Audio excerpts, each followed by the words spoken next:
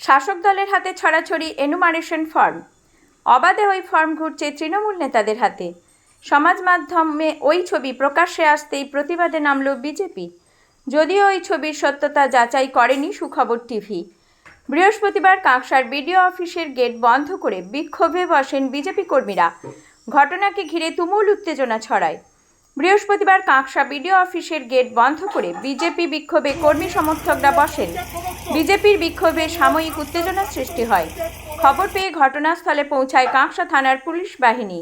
BJP জেলা সহ সভাপতি রমন শর্মা অভিযোগ করে বলেন, এনুমারেশন ফর্ম বিএলও প্রতিনিধিরা বাড়ি বাড়ি বিলি করবেন, অথচ কাঁকসায় দেখা যাচ্ছে তৃণমূল নেতারা ওইসব ফর্ম নিয়ে বসে আছে। এই ফর্ম তৃণমূল নেতাকর্মীদের হাতে গেল কিভাবে, তার তদন্ত চাইছি। কাঁকসা পঞ্চায়েত সমিতির সভাপতি ভবানী ভট্টাচার্য অভিযোগ অস্বীকার করে বলেন, বিজেপি ভয় পেয়ে এই সব স্বপ্ন দেখছে।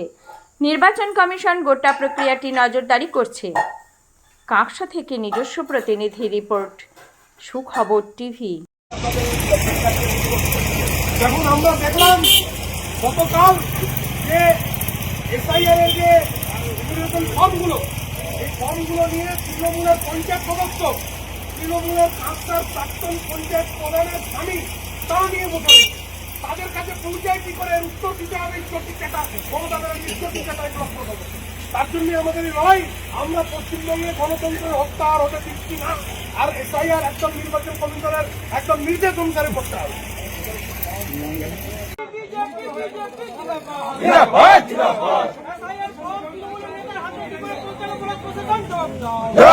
জবাব দাও।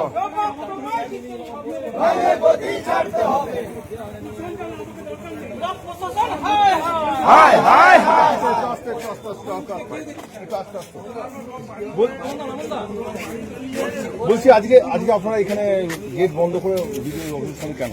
দেখুন, আমরা তো দেখছি যে প্রশাসন তো কাজ করছে না, কাজ তো করছে তৃণমূলের নেতারা।